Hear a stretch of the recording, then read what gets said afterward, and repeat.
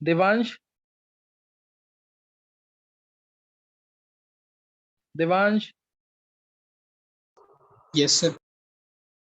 देवांश तेरे को समझ आ रहा है कुछ की नहीं? 50% भी समझ आ रहा है ना? 50%, 40%, तो बाद में हो जाएगा चैप्टर। ये कोर्स में नहीं है चैप्टर अभी, वैसे एंट्रेंस में आएगा। यस सर, आ रहे सर।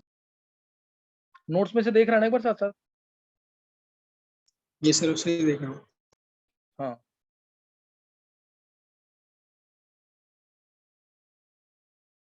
चलो फिर अब एक बार मेरे को अब जो बताना है यहाँ पे, पहले मैं तुम्हें बता रहा हूँ बायोडिग्रेडेबल पॉलीमर्स। जैसे अभी नायलॉन जो पढ़े ना, तो नायलॉन के बारे में बोलना, तो ये पॉलीएमाइड है। ये क्या है? पॉलीमाइड। पॉलीमाइड, इसमें NH बॉन्ड आ ही रहा है, तो इसमें स्ट्रॉन्ग हाइड्रोजन बॉन्डिंग होती है। इनके अंदर क्या होती है? Strong hydrogen bonding. ये होते हैं फाइबर, ये फाइबर के अंदर भी आते हैं।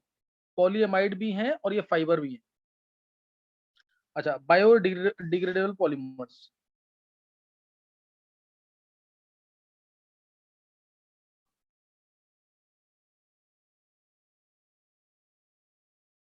बायोडिग्रेडेबल पॉलीमर्स में होता है जितने भी पॉलीथीन वगैरह हैं, ये सब क्या है? नॉन बायोडिग्रेडेबल है, सही ना? तो ये क्या है? पॉलीथीन हो गया, प्लास्टिक हो गया, थर्मोकोल हो गया, ये सब क्या है? Non biodegradable. ये लंबे समय तक पड़े रहते हैं और वाटर में, एयर में क्या क्रिएट करेंगे?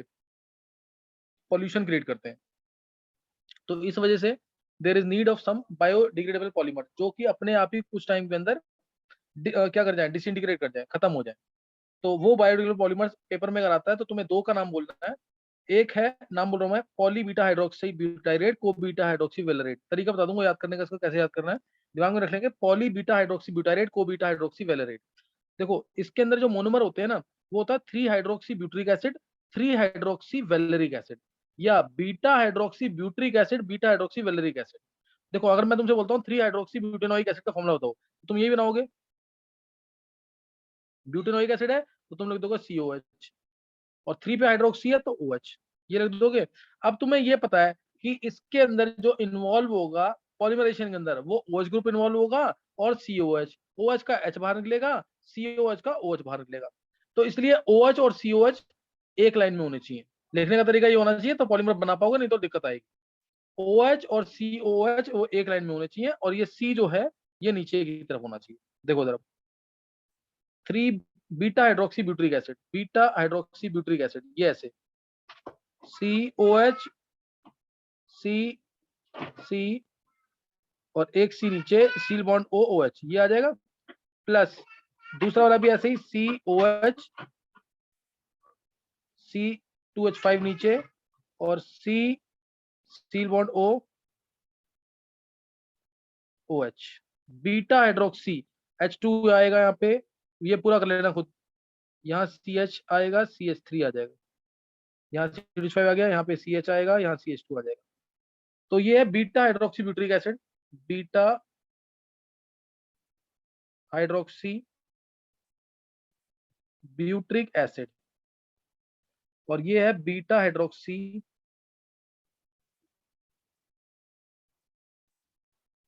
Valeric acid, beta hydroxy butyric acid, beta hydroxy valeric acid. N moles इसके, एन मोल्स इसके, वाटर बाहर निकालना है। अब एक बार बताना दिमाग, बता इसमें वाटर कैसे निकलेगा बाहर?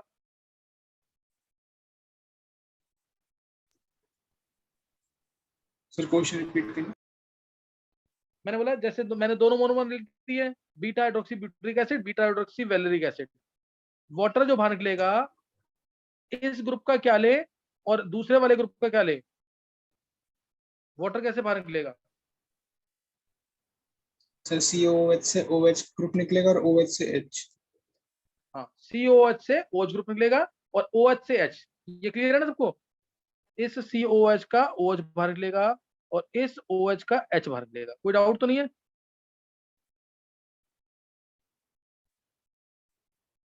मैंने तुम्हें बताया ना, अल्कोहल का हमेशा क्या निकलता है? H, या अमीन का H निकलता है, और एसिड का OH, अगर ये एक साथ आते हैं। नहीं तो एसिड का H ही निकलेगा अगर अकेले आता है तो, ठीक है? तो ये चीज ध्यान रखना है। और अल्कोहल का भी ना OH ही निकलता है एक्चुअल में, उसमें भी न्यूक्लियोफिलिक सब्स्टिट्यूशन होती है इसलिए। तो अब इसके अंदर beta hydroxy butyric acid, beta hydroxy valeric acid ले लिया, ज्वाइन कर देंगे इस एल्कोहल का H, इस एसिड का OH। तो ये जब ज्वाइन करोगे तो ये आंसर आएगा, CHO, CH3, CH2, C double bond O, O इधर इसका CH, C2H5, CH2, C double bond O valency free, ये आ जाएगा। अब ध्यान देना, ये एस्टर बना है, तो पहले तो इसको पॉलीएस्टर कहेंगे, बायोडिग्रेडेबल है और ये पॉलीएस्टर है। अब इसकी जो फुल फॉर्म है उसको याद करने का तरीका ध्यान देना जरा। ये एस्टर है, ये पॉलीएस्टर है, इसलिए इसके अंदर डाइपोल डाइपोल इंटरेक्शन होंगी, इसलिए ऊपर वाले जो नाम है ना इसको लिख देना, ये एसिड हटा देना, क्योंकि ये एस्टर है तो इसको ब्यूटाइरेट बोलना, ब्यूटाइरेट। क्योंकि ये पॉलीमर एस्टर है इसलिए इसको वेलरेट बोलना, हटा करके। बस बन गई इसकी फुल फॉर्म। देखो, ये था बीटा हाइड्रोक्सी ब्यूटाइरेट, ये था बीटा हाइड्रोक्सी वेलरेट, जो नीचे का नाम बता रहा हूं मैं। इसके पहले इस बीटा के पहले पॉली लगा देना, इसके पहले को लगा देना, 10 बार नाम बोलो अपने आप याद हो जाएगा। पॉली बीटा हाइड्रोक्सी ब्यूटाइरेट, को बीटा हाइड्रोक्सी वेलरेट। समझ आ गया कैसे याद करना है इसको? दोनों मोनोमर्स को ज्वाइन करके याद करना है और दोनों मोनोमर का एस्टर बना देना। पॉली बीटा हाइड्रोक्सी ब्यूटाइरेट, को beta hydroxy valerate, this is PHBV। PHBV इसका यूज बहुत इंपॉर्टेंट है, जरूर पूछते हैं। PHBV poly beta hydroxy butyrate, को बीटा हाइड्रोक्सी वेलरेट। इसका यूज क्या है? आउटर बॉडीज ऑफ कैप्सूल, जो कैप्सूल की आउटर बॉडी होती है वो स्टमक में जाकर अपने आप गल जाती है, सही ना, स्टमक में जाके अपने आप डिकम्पोज कर जाती है। क्यों? क्योंकि वो PHBV की बनी होती है, जो कि बायोडिग्रेडेबल पॉलीमर है। कोई डाउट किसी को यहाँ पे? Outer bodies of capsule. Sir एक बार दोबारा बताना, आपने OH और H किस में से लिया था? H हमेशा एल्कोहल का लेना है, एसिड का OH लेना है। Yes sir, okay. ये बात समझ आएगा कि नहीं? आउटर बॉडीज ऑफ कैप्सूल्स, उसमें ये प्रेजेंट होता है, आउटर बॉडीज ऑफ कैप्सूल्स के अंदर। तो ये ध्यान रखना चाहिए। और दूसरा एक चीज और यूज है इसका, एक तुम सबने सुना होगा जयपुर फुट। जयपुर फुट जो नकली पैर बनते हैं ना, जो नकली पैर बनते हैं, जयपुर फुट नाम से भी होता है, दिल्ली फुट भी कहते हैं उसको, तो वो भी इसी के बनते हैं, इसी के बनते हैं वो भी। तो ये भी ध्यान रखना इसके अंदर। NH2 बाहर निकला है यहाँ पे, -NH2।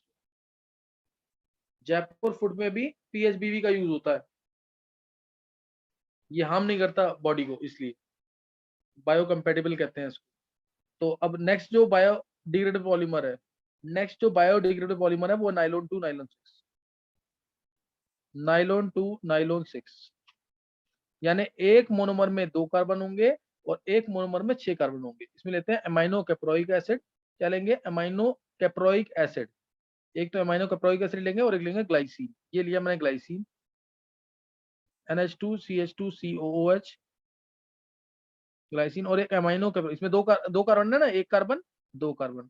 और दूसरा लेंगे अमाइनो कैप्रोइक एसिड, दोनों के NN मोल्स, इसके भी N मोल्स देना और दूसरे के भी N मोल्स देना। तो वो होगा, तो उसका जब भी यहाँ COH लिखा है ना, मेरी क्लास स्टार्ट हो गई है, वो वहीं सोता है अब। वो ठीक है, मैं रात को ही भरता हूँ क्लास खत्म होने के बाद। देव सॉरी। देव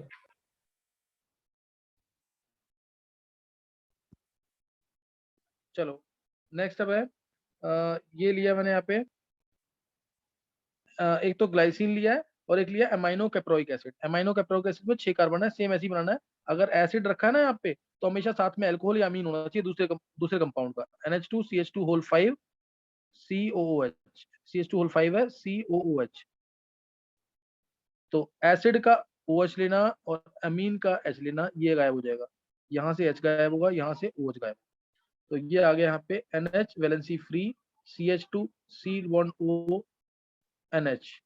देखो, एक बायोडिग्रेडेबल पॉलीमर पॉलीएस्टर था, ये है पॉलीएमाइड, CH2 होल 5 और C double bond O valency free, C bond O valency free. ये आ जाएगा नाइलॉन 2 नाइलॉन 6, नाइलॉन 2 नाइलॉन 6। तो इसका भी यूज बहुत इंपॉर्टेंट है। This is nylon 2 nylon 6।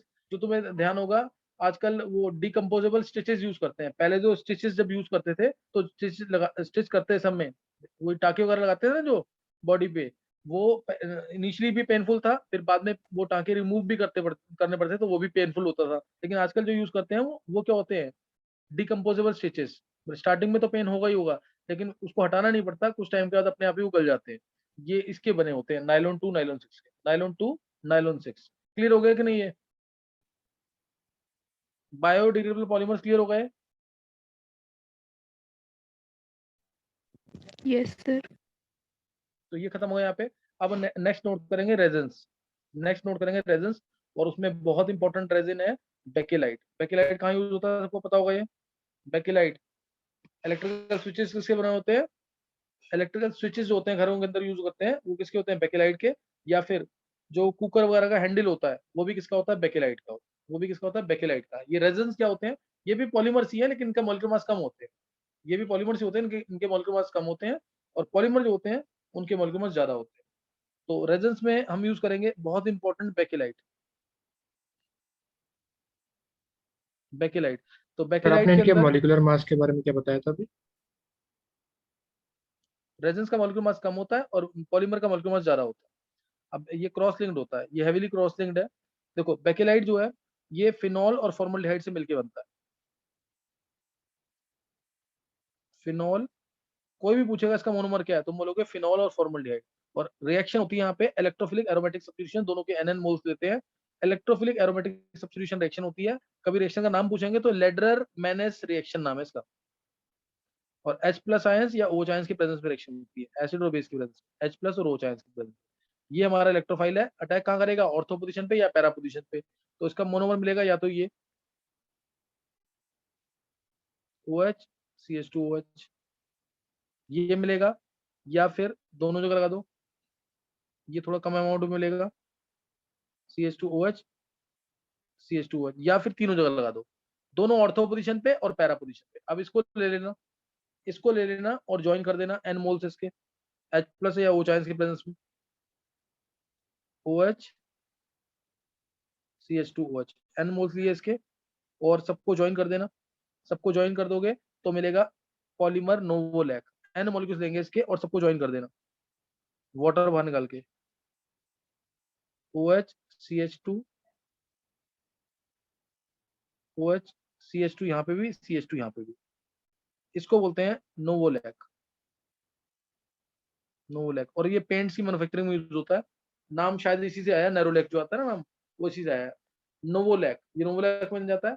अब नोवोलैक में HCHO डालेंगे, नोवोलैक में HCHO डालेंगे H प्लस या OH आयंस की प्रेजेंस में, तो मिलेगा बेकेलाइट। ये रहा, ये नोवोलैक मिल गया ना। नोवोलैक में क्या डालेंगे, HCHO H प्लस या OH आयंस की प्रेजेंस में, तो मिल जाएगा नेरोलैक। ओ सॉरी, तब मिल जाएगा बेकेलाइट। ये रहा, OH CH2, कंटिन्यूड है पूरा, OH CH2 CH2। स्ट्रक्चर ढंग से बनाना, इसमें HCHO डाल देंगे H प्लस या OH आयंस की प्रेजेंस में, तो मिलेगा यहाँ से बेकेलाइट। और पूरा मिरर इमेज लेना है एग्जैक्ट, और एनसीईआरटी में इसका स्ट्रक्चर गलत दे रखा है। CH2 valency free, CH2 valency free, CH2 valency free. अब ऐसे ही सेम नीचे CH2 OH, अब यहां से बनेगा ना CH2 OH की ऑर्थो पोजीशन से, क्योंकि OH की ऑर्थो पोजीशन से। और एनसीईआरटी में ना OH की वो नीचे वाले OH की मेटा पोजीशन से दे रखा है, इसलिए गलत है वो।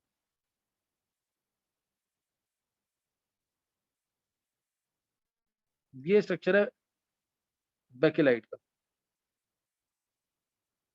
This is the structure of bakelite. Clear हो गया कि नहीं है, ये स्ट्रक्चर है बेकेलाइट का। तो ये जरूर करना, इंपॉर्टेंट है काफी है। बेकेलाइट, हैंडल्स ऑफ कुकर्स और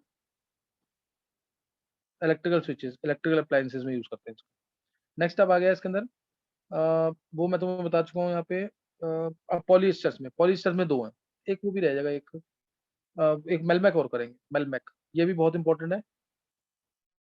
मेलमैक, मेलामाइन की क्रॉकरी सुना हुआ ना तुमने, मेलामाइन की जो अनब्रेकेबल क्रॉकरीज आती है, मेलामाइन की अनब्रेकेबल जो क्रॉकरीज आती हैं उसमें यूज होता है मेलमैक। एन लेंगे, ये बस ज्वाइन कर देना, एन एन CH2, ये बस इसको HCHO से रिलेट करेंगे। HCHO जरूर आता है इसमें रेजन्स के अंदर, NH2। अब HCHO से लेंगे, ट्रीट करेंगे इसको, HCHO से एन मोल से ट्रीट करेंगे तो ये आएगा, किसी भी एक H हटाकर CH2OH लगा देना, किसी भी एक NH2 के H हटा करके CH2OH बना देना, N N NH CH2OH, NH2 NH2। उसके बाद पॉलीमराइजेशन कर देंगे तो आंसर आ गया मेलमैक, मेलामाइन फॉर्मल्डिहाइड रेजिन। पॉलीमराइजेशन करेंगे इसका तो ये आ जाएगा। अब इसमें CH2OH का OH हटेगा क्योंकि एसिड ग्रुप नहीं है यहाँ पे, और NH2 का H, NH2 का H ये हटेगा और ये बन गया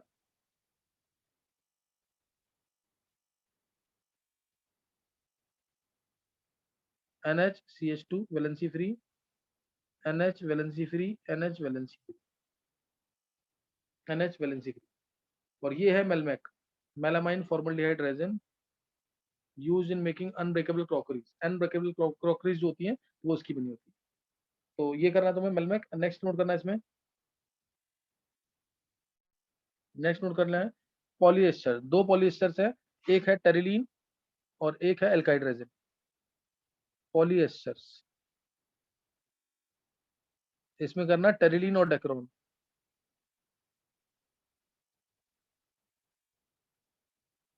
टेरिलीन और डेक्रोन, तो टेरिलीन के लिए हम लेंगे टेरिफ्थैलिक एसिड। टेरिफ्थैलिक एसिड दोनों में ग्लाइकोल जरूर आएगा। पहला है टेरिलीन और डेक्रोन, ये लिया terephthalic acid, C double bond OOH, ऐसे इधर C डबल बॉन्ड OOH, ये है terephthalic acid.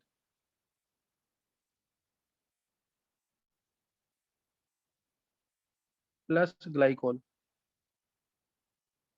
OH CH2OH, N moles इसके, N मोल्स इसके। तो इसको स्ट्रक्चर ऐसे ही बनाओगे तो जाके स्ट्रक्चर बनेगा। इसमें एसिड का OH और एल्कोहल का H, ये गायब, यहाँ से H गायब, यहाँ से OH गायब, तो ये बन जाएगा यहाँ पे टेरिलीन और डेक्रोन। और इसमें इसका वो जरूर याद रखना catalyst, antimony trioxide plus lead diacid.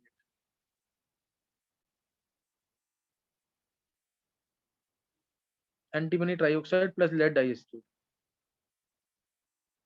C double bond O valency free, C double bond O, ये पॉलीएस्टर है, O CH2 O valency free. This is terylene और डेक्रोन।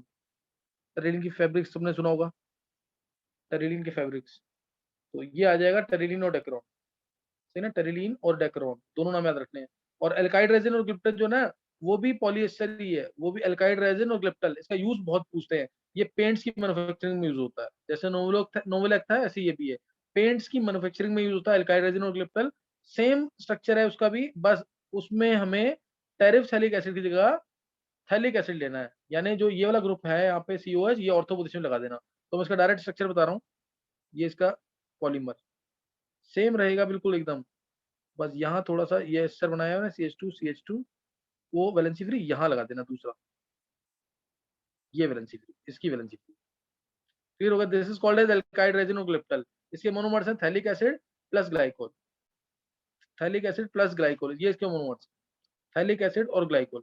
किसी को कोई डाउट? सर इसका नाम एक बार फिर से बता दो, दूसरे वाला आपने बताया। एल्काइड रेजिन और ग्लिप्टल, मैन्युफैक्चरिंग ऑफ पेंट्स में। सही है, मैन्युफैक्चरिंग ऑफ पेंट्स की मैन्युफैक्चरिंग में यूज होता है। क्लियर? पेंट्स की मैन्युफैक्चरिंग। क्लियर हो गया आर्यन? Yes sir. तो ये यहाँ पे तुम्हें ध्यान रखना है इसके अंदर पूरा, जितने भी पॉलीमर्स ने बता दिए। Vedant? Yes sir. Vedant clear हुआ है कुछ की नहीं? Yes sir. हाँ, इसको थोड़ा सा मन में बोल के देखेगा ना तो और क्लियर हो जाएगा। अब इसमें ना, अब मेन जो है इसके अंदर क्लासिफिकेशन है। क्लासिफिकेशन जो है आता है कि नहीं वेदांत? SSMF। यस सर, पढ़ा हुआ है। सोर्स क्या सोर्स है इसका? सही ना, सोर्स क्या है पहला तो? SSMF सोर्स क्या है? SSMF सोर्स क्या है पॉलीमर का? क्लियर? सोर्स क्या है, स्ट्रक्चर क्या है मोनोमर की, मोड क्या है, और फोर्सेस क्या है। On the basis of this classification of polymers is given. Source कैसा होता है? नेचुरल हो सकता है, प्लांट्स, एनिमल्स, ये सब सोर्स हो सकते हैं। इससे बंद जैसे प्रोटीन्स हो गया, न्यूक्लिक एसिड्स हो गया, ये सब नेचुरल में आ गया। पहला नेचुरल सोर्स, दूसरा सेमी सिंथेटिक। सेमी सिंथेटिक यानी नेचुरल ही है लेकिन उसके अंदर कुछ हमने मॉडिफिकेशन कर ली। जैसे नेचुरल रबड़ होता है, उसमें मॉडिफिकेशन की तो क्या बन गया, वल्कनाइज्ड रबर। क्या बन गया, वल्कनाइज्ड रबर। सेलुलोज नेचुरल है, उसमें एसिडिक एसिड डाल दिया, एसिडिक एनहाइड्रेट डाल दिया तो बन गया सेल्यूलोज डाइएसिटेट, तो वो क्या हो गया, सेमी सिंथेटिक, इस तरीके से। और लास्ट होता है सिंथेटिक। सिंथेटिक यानी प्योरली मैन मेड, जो नाइलॉन वगैरह पढ़ा हमने, है ना, पॉलिएस्टर्स बने पढ़े और पॉलीमाइड, नाइलॉन पढ़े और डेक्रोन टेरिलीन ये पढ़ा ना, वो है सिंथेटिक। तो ये था classification, natural, semi synthetic, synthetic, ये 3 है इसमें। अब स्ट्रक्चर के बेसिस पे, स्ट्रक्चर के बेसिस में पहला लीनियर, दूसरा ब्रांच, और तीसरा 3 डायमेंशनल और क्रॉस लिंक्ड।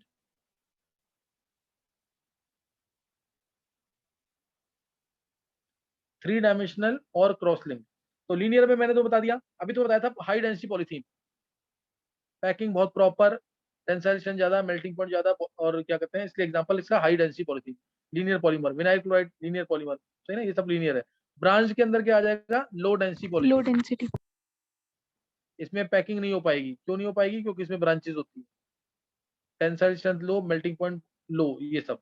और क्रॉस लिंक के अंदर बेकेलाइट वाला, बेकेलाइट वाला, सही ना, बेकेलाइट हो गया, मेलमैक हो गया, या ये एक और होता है यूरिया फॉर्मल्डिहाइड रेजिन, वो भी हॉट ड्रिंक्स के लिए क्रॉकरीज वगैरह में यूज होता है, यूरिया फॉर्मल्डिहाइड रेजिन। इसके अंदर जो मोनोमर होता है उसमें 2 या 3 फंक्शनल ग्रुप्स हो सकते हैं, 2 या 3 फंक्शनल ग्रुप्स हो सकते हैं, और क्रॉस लिंक प्रोवाइड करते हैं इन बिटवीन, जैसे ये है ना चेन्स, इनमें हम क्रॉसिंग, जैसे इन दोनों में क्रॉसिंग प्रोवाइड कर दिया, इन दोनों में क्रॉसिंग प्रोवाइड कर दिया, इससे ये हाईली ब्रांच हेवीली क्रॉसिंग हो जाते हैं। तो ये on the basis of structure. और तीसरा होता है on the basis of mode. Mode के बेसिस पे 2 तरीके से है, एडिशन पॉलीमराइजेशन और condensation polymerisation. On the basis of mode, addition, जितने भी मैंने होमोपॉलीमर पढ़ाए थे तुम्हें, तो मैंने यूज किया था वर्ड, ये होमोपॉलीमर जो है there formed by addition polymerisation. इसके अंदर monomers are simply added to the growing chain, clear. इसके अंदर क्या होगा, monomers they are simply added to the growing chain, they are formed by repeated addition of monomers, repeated addition of monomers which contains a double bond or triple bond, which contains double bond or triple bond। तो ये addition polymerisation है। Generally इसके अंदर homopolymers होंगे, इसको हम chain growth polymerisation भी कहते हैं, chain growth, because monomer they are simply added to the growing chain, इसको हम चेन ग्रोथ पॉलीमर्स भी कहते हैं, ये भी याद रखना। Monomer they are simply added to the growing chain. तो इसके एग्जांपल जितने भी हैं सब होमोपॉलीमर्स हैं। कोई भी इसका ऐसा एग्जांपल जो एडिशन पॉलीमराइजेशन का एग्जांपल जो होमोपॉलीमर ना हो, अब ये तुमसे पूछ सकते हैं ऑब्जेक्टिव्स के अंदर, तो उसके लिए इतना एग्जांपल निकालना, ब्यूना एस और ब्यूना एन, ब्यूना एस और ब्यूना एन, ये 2 एग्जांपल ऐसे हैं जो कि होमोपॉलीमर्स नहीं है लेकिन तब भी एडिशन पॉलीमराइजेशन में आते हैं, तब भी एडिशन पॉलीमराइजेशन आते हैं। और दूसरा अब इसका क्लासिफिकेशन है कंडेंसेशन पॉलीमराइजेशन, कंडेंसेशन और स्टेप ग्रोथ। जैसे एडिशन को चेन ग्रोथ कहते हैं, ऐसे ही कंडेंसेशन को हम स्टेप ग्रोथ भी कहते हैं, स्टेप ग्रोथ पॉलीमराइजेशन सेकंड वाला, ये मोड ऑफ पॉलीमराइजेशन के अंदर है, कंडेंसेशन और स्टेप ग्रोथ। इसमें भी क्या है, मोनोमर्स, इसमें क्या, उसमें क्या था, they are formed by repeated addition of monomers having double bond और ट्रिपल बॉन्ड। इसमें बोलेंगे they are formed by repeated condensation of molecules, repeated condensation of molecules, condensation मतलब with the removal of small molecules of water. जैसे तुमने nylon 6 बनाया तो water molecule बाहर निकाला, water molecule, ammonia molecule, CO2 molecule, यानी इसके अंदर छोटे मॉलिक्यूल्स बाहर जरूर निकले। They are formed by condensation polymers, they are formed by a repeated condensation reaction between 2 different bifunctional groups। जैसे तुमने नायलॉन 6 बनाया, नायलॉन 610 बनाया, या तुमने टेरिलीन बनाया, या तुमने ग्लिप्टल बनाया, इन सब में क्या हुआ, छोटे मॉलिक्यूल्स बाहर, कंडेंसेशन बोलते ही यानी छोटा मॉलिक्यूल बाहर निकला है, वाटर, CO2, अमोनिया, इस तरीके से। और इसकी एग्जांपल जितनी भी होगी सारे कोपॉलीमर्स इसके एग्जांपल होंगे, सारे कोपॉलीमर्स इसके एग्जांपल होंगे, लेकिन एक होमोपॉलीमर जो इसके अंदर है वो कौन सा वाला है, नायलॉन 6। तुम्हें याद होगा मैंने कहा था एक्सेप्शन में आएगा ये। और तो कौन से 2 कोपॉलीमर नहीं है, ब्यूना एस और ब्यूना एन, ब्यूना एस और ब्यूना एन जो कि कोपॉलीमर है, लेकिन वो इंक्लूड किसमें हुए, एडिशन पॉलीमराइजेशन। और नायलॉन 6 जो कि था होमोपॉलीमर, इंक्लूड किसमें हुआ, कंडेंसेशन पॉलीमराइजेशन, क्योंकि इसमें छोटा मॉलिक्यूल बाहर निकलता है।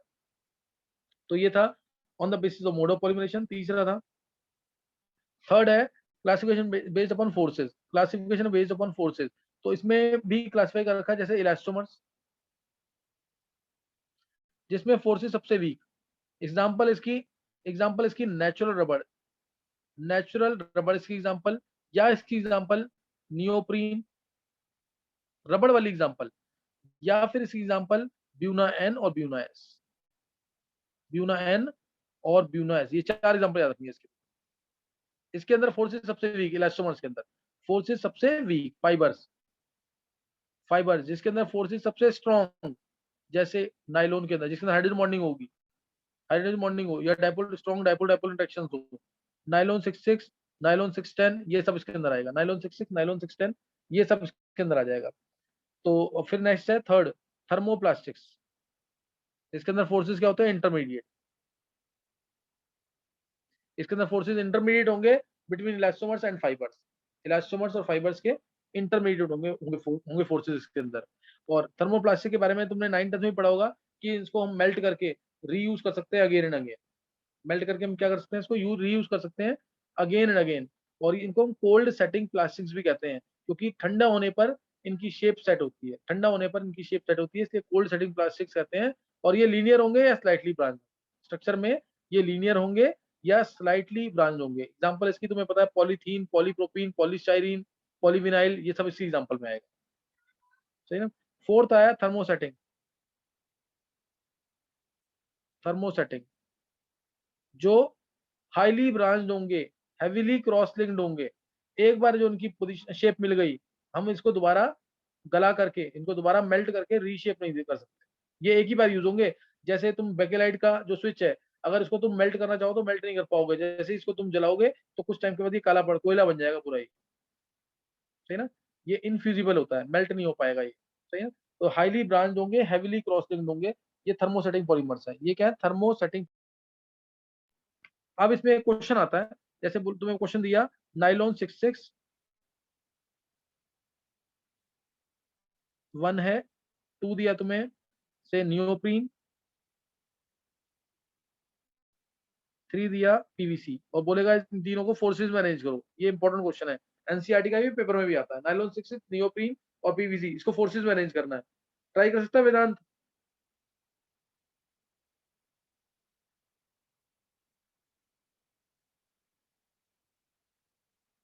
वेदांत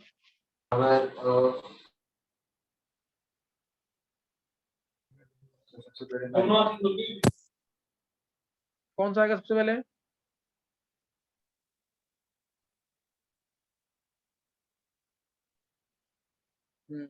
आर्यन का सही है। आर्यन कैसे बता दे जल्दी से? सर नाइलॉन 66 में फाइबर है तो उसमें एचएच बॉन्डिंग या स्ट्रॉन्ग डाइपोल डाइपोल होगी। पॉलीविनाइल है तो उसमें नियोप्रीन से ज्यादा ही होगी क्योंकि वो इलास्टोमर है। बिल्कुल सही। तो तुम्हें बस ये फोर्स बताना कि क्या टाइप है इसके। देखो इसमें सिर्फ तुम्हें क्या बताना कि क्या टाइप है। जैसे नाइलॉन 66 है, ये फाइबर है तो सबसे स्ट्रॉन्ग फोर्सेस, नियोप्रीन रबड़ है सबसे वीक फोर्सेस, पीवीसी क्या थर्मोप्लास्टिक है तो इंटरमीडिएट फोर्सेस, तो इसके अंदर फोर्सेस क्या होंगे? इंटरमीडिएट होंगे। तो इस तरह से बताना है ये। फिर तुम्हें बताना है average molecular mass of A polymer हम क्यों लेते हैं, average molecular mass of polymer क्यों लेते हैं, किसी भी पॉलीमर का एवरेज मॉलिक्यूलर मास क्यों लेते हैं। देखो नेचुरल जो होते हैं ना, उसके अंदर जो मोनोमर्स का कंसंट्रेशन होता है वो सेम थ्रू आउट होता है, लेकिन जो क्या होते हैं सिंथेटिक पॉलीमर्स होते हैं, इसमें कंसंट्रेशन जो है मोनोमर्स का, कहीं पे मोनोमर्स ज्यादा होंगे, कहीं पे मोनोमर्स क्या होंगे? कम होंगे। इसलिए हम 2-3 चेन्स बना करके उनका क्या लेंगे? एवरेज लेंगे, तब उनका एवरेज लेते हैं। तो 2 तरीके से एवरेज मॉलिक्यूलर मास लिया जाता है, एक होता है नंबर एवरेज और एक होता है वेट एवरेज मॉलिक्यूलर मास।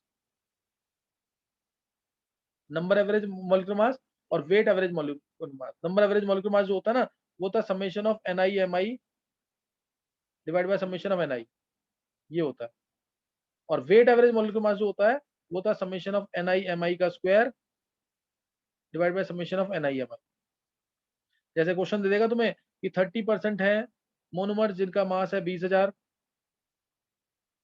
और फिर दिया 40% मोनोमर्स हैं जिनका मास है 30,000, रेस्ट हैव मास ऑफ 10,000। तुम्हें बोलेगा इसका नंबर एवरेज मॉलिक्यूलर मास निकालो, नंबर एवरेज मॉलिक्यूलर मास निकालो। तो नंबर एवरेज मॉलिक्यूलर मास निकालना तो क्या करेंगे?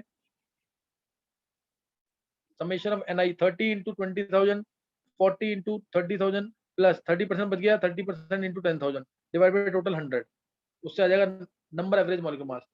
ऐसे ही वेट एवरेज मॉलिक्यूलर मास भी निकाल सकते हो, और दोनों का जो रेशियो होगा उसको बोलते हैं पॉलीडिस्पर्सिटी इंडेक्स। उसको क्या बोलते हैं? Polydispersity index.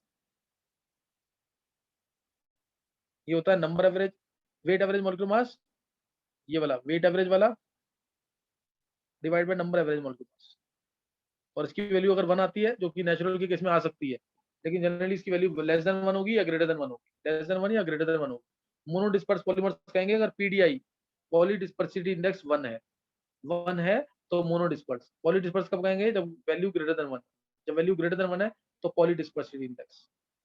फिर एक टर्म होता है, ये सब खत्म हो चुका है, ये लीस्ट इंपॉर्टेंट है जो मैं बता रहा हूँ, सीटीए चेन ट्रांसफर एजेंट्स, यानी ऐसे ऐसे सब्सटेंसेस जो प्रेजेंट ग्रोइंग चेन को स्टॉप कर दे और एक नई चेन स्टार्ट कर दे, उसे बोलेंगे चेन ट्रांसफर एजेंट। एग्जांपल एक ही याद रखना, यही ऑब्जेक्टिव में पूछेंगे सीसीएल, चेन ट्रांसफर एजेंट।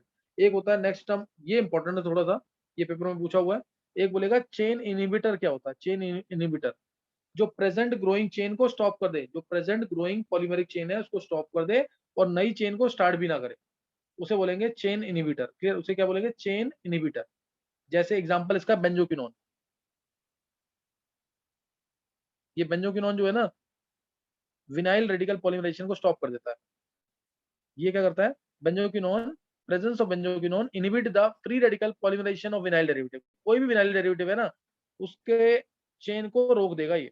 कैसे, बेंजोक्विनोन है ये, अब इसमें देखो ये इलेक्ट्रॉन गया इधर, ये इलेक्ट्रॉन इधर गया, एक ऐसा इंटरमीडिएट बना देगा ये जो हाईली स्टेबलाइज्ड होगा और आगे चेन नहीं चल पाएगी, और आगे चेन नहीं चल पाएगी।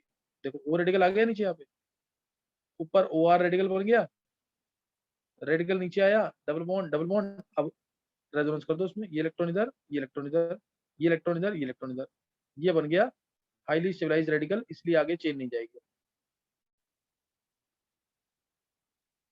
ये रुक गई यहाँ पे, ये हाईली स्टेबल हो गया इसलिए आगे चेन नहीं है। एक एक स्टेप पूरे दिखाना, मैंने एक साथ दिखा दिया पूरा। तो इसके presence of benzoquinone inhibits the free radical polymerisation of vinyl derivative. ये vinyl derivative inhibits the free radical polymerisation of vinyl derivative. क्यों, क्योंकि ये इसके साथ, इसके ऊपर अटैक करके एक हाईली स्टेबल रेडिकल बना देगा जो कि एरोमेटिक है, इसलिए आगे चेन नहीं जा पाएगी, इसलिए आगे चेन नहीं जा पाएगी। तो चेन ट्रांसफर एजेंट और ये चेन इनहिबिटर जो है, ये भी कर लेना तुम। अब एक टॉपिक इसके अंदर रह गया है, लास्ट टॉपिक जो, वो क्या है, हाउ डज द, ये तो मैंने बता दिया तुम्हें यहाँ पे, free radical polymerisation mechanism of ethene. Free radical polymerisation mechanism of ethene.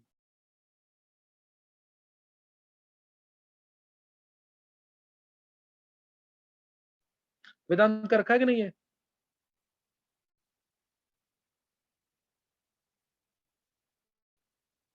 वेदांत?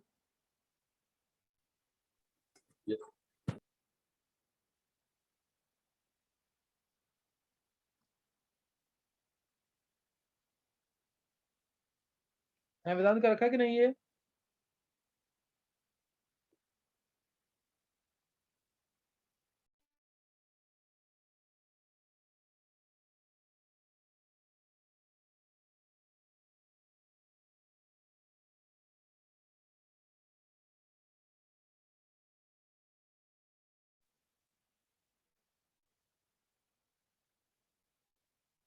चलो तुम एक काम करो अभी ना, एक मैकेनिज्म रह गया ना, दिमाग में रखना जरूर, ये करना है तुम्हें, क्योंकि क्योंकि एनसीईआरटी में दे रखा है तो एंट्रेंस के लिए भी इंपॉर्टेंट है। Free radical polymerisation of ethene का मैकेनिज्म, इसको बाद में कर लेंगे।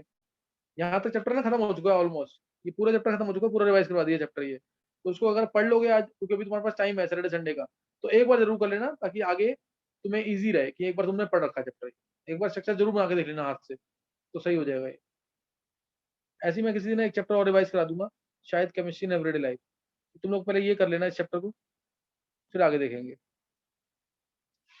Aryan, yes sir. ये कर लेगा अब तो चैप्टर ये वाला कि नहीं अभी? यस सर, कर लूंगा। Bobby, yes sir. Bobby classes क्यों मिस कर रहा है?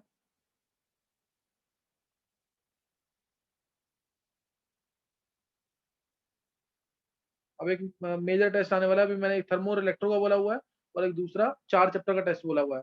फर्स्ट 4 का सॉलिड स्टेट, सॉल्यूशन, इलेक्ट्रो और काइनेटिक्स का वो चैप्टर, वो टेस्ट होगा कम से कम 20 से 25 दिन के बाद। थर्मो और इलेक्ट्रो का इस वेडनेसडे को छोड़ देना, उससे नेक्स्ट वेडनेसडे थर्मो और इलेक्ट्रो का टेस्ट होगा, और वो बहुत इंपॉर्टेंट टेस्ट है। उसमें मतलब 100 में से 50 मार्क्स दिए हैं तो अच्छे, लेकिन विद नॉट मोर देन 2 और 3 नेगेटिव, तो अच्छे मार्क्स माने जाएंगे।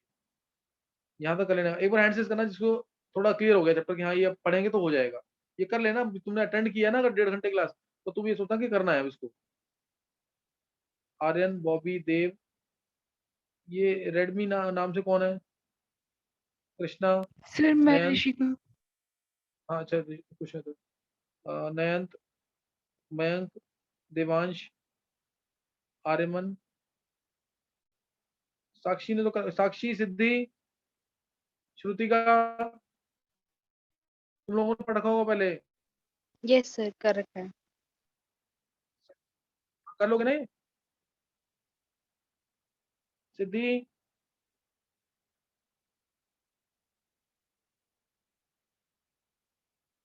चलो तुम लोग ये कर लेना चैप्टर, कल आगे करेंगे। कनाडी से भी मैं एक आध लेक्चर और लूंगा, फिर उसके बाद करेंगे हम electro. Okay thanks, next time करेंगे अब आगे।